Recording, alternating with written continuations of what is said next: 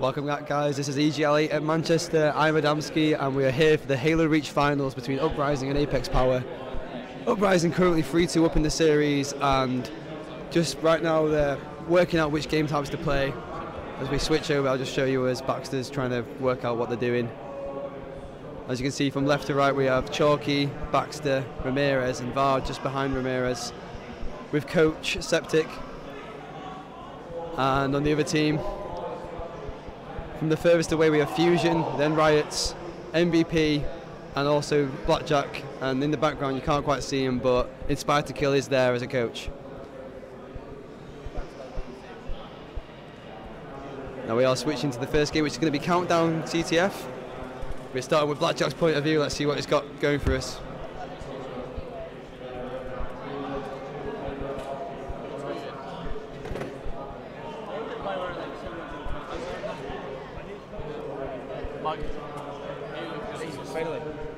And here we go with game one, and I'm also being joined by the lovely, the wonderful, the incredible ex-Halo player, Josh Loco Nuno, the Guzman. I'm in, lads. How's it going? So here we go. It's game now? Number 6, Countdown CTF, a game type that you know about. Yeah, actually, well, we'll see about that.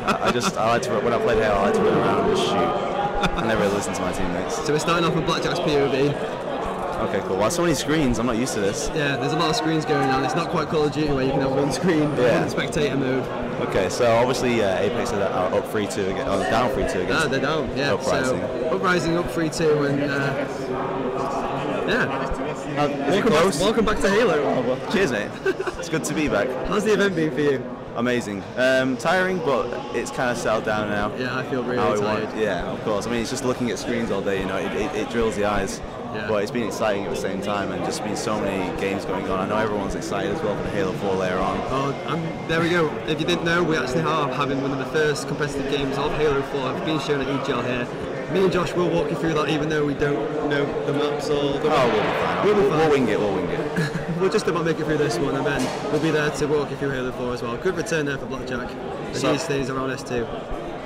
Obviously, it's Blackjack well known for his sniping abilities, so I'm not quite sure how he's heading up to the competition these days. No doubt, though, still a top player.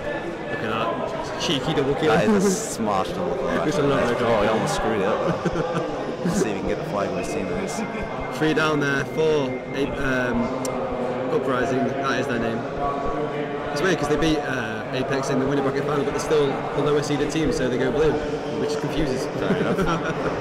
Oh, catching Vard off spawn. Can the anchor do it? No. He turns around. The anchor will always. The anchor prevails.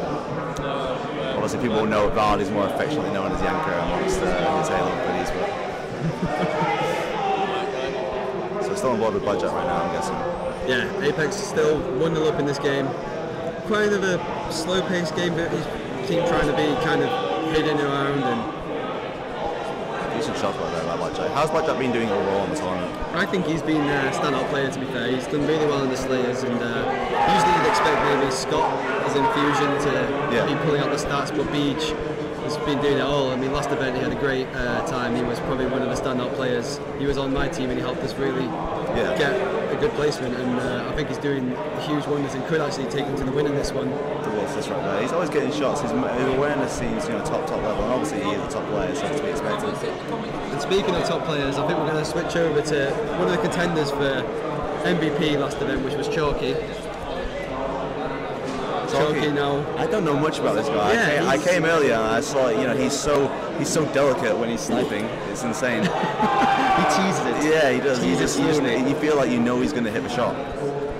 Yeah, Chalky is a player. He's been playing since, or attending events since maybe EGL 3 or 4. Okay. Was it cheeky out there? But he hasn't really got the sort of placement until last event where he actually won the event. And now he's trying to go for the repeat. He's definitely a strong player though. If you watch him, his aim is just so steady, and he hits a lot of ridiculous snipes. He's known for probably the best sniper in Europe at the moment. MVP's going absolutely nowhere. They're trying to bounce him, but it does absolutely nothing. Oh, Stefan. Oh, I see.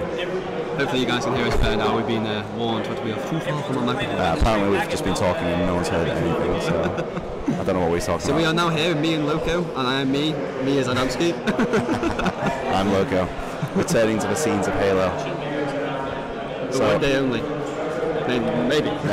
Who knows? Who knows what the future Great holds. shots. Chalky taking him down. Chalky. Really exciting player to watch. He seems really efficient. Doesn't quite get the kill with the rocket, so curse of the caster there, talking about efficiency, missing the rocket, but doesn't really matter. Gets taken out. Brilliant. He's dead next week. Well, if there's anyone we want to lose, then we just call out his name, I guess. If there's anyone I want to lose, who actually on this whole lineup of players, all these 8 people, I want Stefan to lose. Your ex-teammate, MVP. I love him to death, but I love to see him lose. I love seeing him lose. If I was teaming with Stefan, I kind of want to lose anyway, or at least do really bad, but with us win. You've teamed with quite a few players in this event, in this final anyway. You've teamed with Baxter, MVP, Vard. Yeah, actually, I've quite a few. Different lineups completely, obviously, with Baxter and Vard did not go so well, but with Stefan, we had quite a good run. Obviously beating you guys actually back in the Pro Series, but then falling to you guys as well at EGL8. You could have stepped a bit further away from the mic when you said that. I don't think they wanted to hear about you talking about that win. Right. Yes, you did win that, but we came back. Listen, mate, we all know you came back, as you remind me every day. I've thrown you up, Josh. Do you remember? Don't worry, we're not that creepy.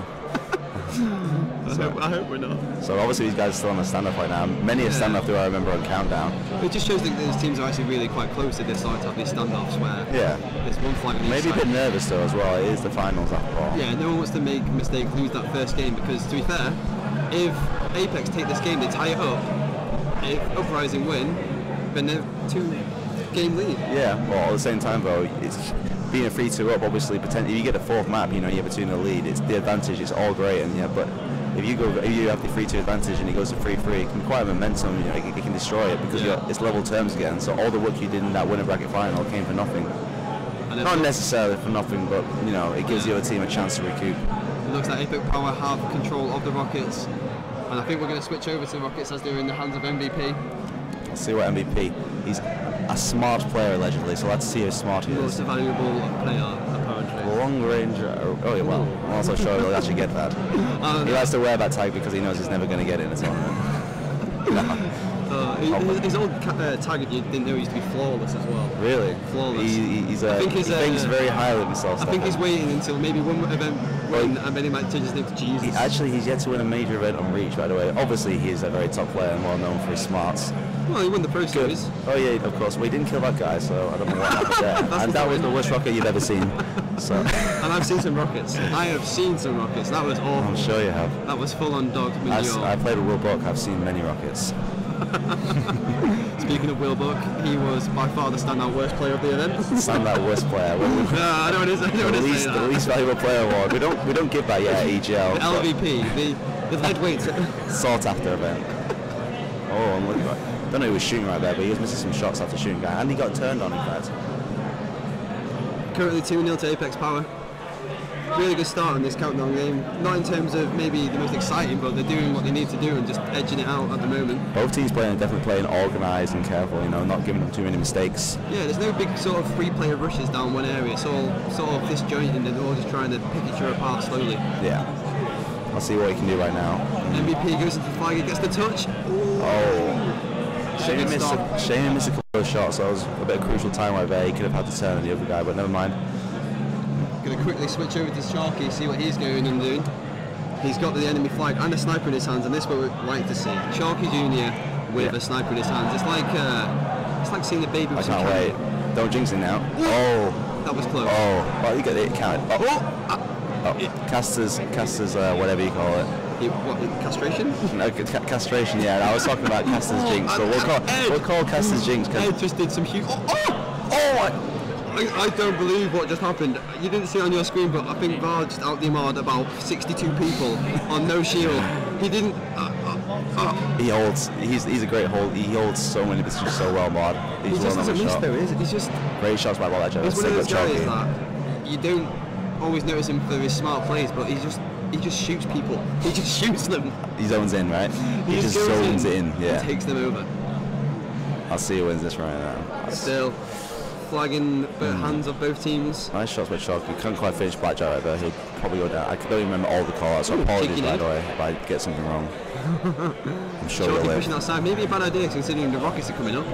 Let's see if anyone can get them. We're going to have a look in the screens we can see. Can't see any. Well, it looks like Blackjack's going for Rockets, so I think we'll switch over to him now. One thing I noticed actually. Oh, what the hell? Yes. That doesn't work. That was a weird laugh, I'm sorry. I don't know, what was that noise I just made? So Blackjack lost the Rockets, I don't know who has got them anymore. Unfortunately, we actually don't have any game sound here, so if we miss anything like a flag captured, and we haven't got Heaven Miles Ross. Heaven Miles Ross? Heaven Ross, actually. Yeah. Is that even right? I don't even know. Heaven's Wrath is not currently here to make sound effects. Yeah. So, and just in case you're wondering, the guys who've been talking you through the event so far, Pete Robertson, aka Grease, and Jules, the two dinosaurs of the Halo community, they had to leave. They had trains to catch, they got lives to live. Yeah. Me and Josh don't have lives, we're allowed to be here. I'm working here right now, so this is in theory me working. And I just lost my game, so I'm out of the tournament. I have to watch this one. You're suffering inside, aren't you? So you're working and I'm just crying. Oh, that's right. I think he's going to take down MVP right here right now. Right. Yeah, I don't like it. Okay, so I guess these guys obviously 2-0 advantage still to Apex. I didn't quite expect quite a low-scoring game. I was expecting maybe like a 5-3, 5-4 sort of event. Yeah. With teams like running flags and getting good setups. It seems like no one's playing for the aggressive sort of run of cap and just go for it. It's kind of like, can we scrap one, can we not? Let's see if they make a small mistake. Yeah, well, to be honest, Countdown is that kind of map where you can choose whether to be aggressive and also obviously you can, well-known Victorious for it stands up. A great player right there, obviously, who are we watching right there? In fact, Blackjack, excellent shots. Many have told me that he is standing up to be a potential MVP of this event, depending on obviously their final performance. Yeah, before this game I would have said the MVP candidates were probably Baxter, Chalky, Blackjack, and maybe MVP, maybe, but probably not because I just don't like him. As we established earlier, the LVP, should we call him? He's just a horrible, egotistical little shit. I love him. No, I'm joking. He's brilliant. Oh, great shots by Blackjack. Blackjack there. I don't think we've seen any of Baxter this game, have we, so far? No, we haven't, as a matter of fact. Okay, well, we'll switch over to Baxter after Blackjack's next death. You're jinxing now, mate. Then again, it'll just be opposite of what you say, so I don't expect it to die for a long time now. Oh, Rami taking a cheeky route there to try and finish this guy off, and he's dead. He's probably the player that... Great shots by Blackjack right there. Obviously, I saw Rami right there doing his typical trying to bait him away, but in the end, Blackjack just managed to clear the top of his head. Well, if you're playing like Blackjack is, he's just taking people out. I mean, Rami's one of those players who's known for dying a lot by trying a lot of different things and being pushed up. He's got an achievement there. Return to sender. Well played. Blackjack there contributing to all 4 kills, killing 3 and being the assist for the final one. Now excellent play. Let's see what he can do with help his teammates right now. He set him up for the spawns. So really now his teammates need to return the favour. 3 down for Uprising. And they have done. Excellent work by Apex right there. 4-0. This is huge. If they win this game, which it looks like they're going to, then it's 3-all in games and it's equal. And not just that, losing 5-0, TEC, you know, it's not, the momentum's certainly not going to be in their favour. Definitely. They're going to be holding their heads, and I think especially when you think of Baxter and Vard, they're kind of an emotional team. If they go down, they start to take it hard, and if they can pick themselves up and start to get a few down game R's and stuff, then they really go for it. Oh, great stop there. Just about. I don't know get a turn. Stefan sneaking into there. The first thing I've seen Stefan do all game, and also the final 5 kill. We just switched over quickly at the end to see Stefan put the flag in. It was worth it. It was worth it. It kind of wasn't though. Yeah, well, you don't want to see him do well, do you? Just to prove it had happened. Let's have a look at the stats then anyway. Okay, so obviously, I think who's had the most carry time right there? I saw 157 for some as the MVP.